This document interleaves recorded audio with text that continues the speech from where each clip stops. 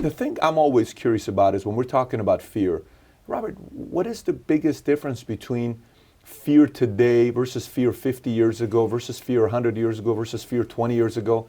Isn't this a common thing? Like when market does well, economy does well, a few people are prepared for it. Most people kind of sit around, don't do anything about it. What's changed? And is that going to be happening 50 years from now, 100 years from now, where people capitalize and most don't? Well, that's a fabulous question because, today when I refer to 2008, most people remember 2008. Do you know what I mean? That's when Lehman went down, Bear Stearns went down. 38% drop. Yeah, they all remember it.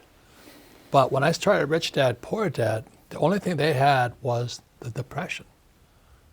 I came out in 1997, Rich Dad, Poor Dad came out. And their only reference points was the Depression. And none of the people I talked to remember the Depression.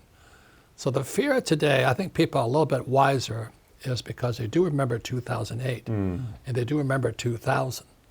So 2008, 2000, 2008, and here we are today. So I think most people are at least kind of tuned in. I hope it doesn't come down, but I'm afraid it will. That's what I have to say. Most people are more tuned in today because it was only 12 years ago when the last market crash happened. I remember 08. 08 was pretty ugly. We started our agency a year later in 09. And that's the smartest thing you could have done. Yeah, believe me, it benefited us because we got a contract with AIG at the time and a few insurance companies, and we started growing, but everybody was scared. And a part of, the business for us is fear sharpens listening. If you're able to monetize on fear, you can really do some stuff when the market changes. But I want to say what you did was really, really smart, because the best time to start a business is right after a crash. I made more money after 2008 than I ever in my whole entire life, because everybody was hiding like little cockroaches. You made more money after 2008 than your entire life. Yeah, so when, here I'm talking about the coming depression, everybody says, oh, you're such a pessimist, I go, no, I'm excited.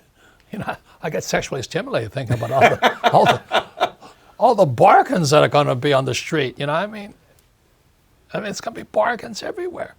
But everybody else, oh, you're pessimistic. No, I'm actually optimistic.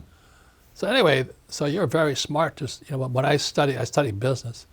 Guys who start right after a crash do very well most of the time.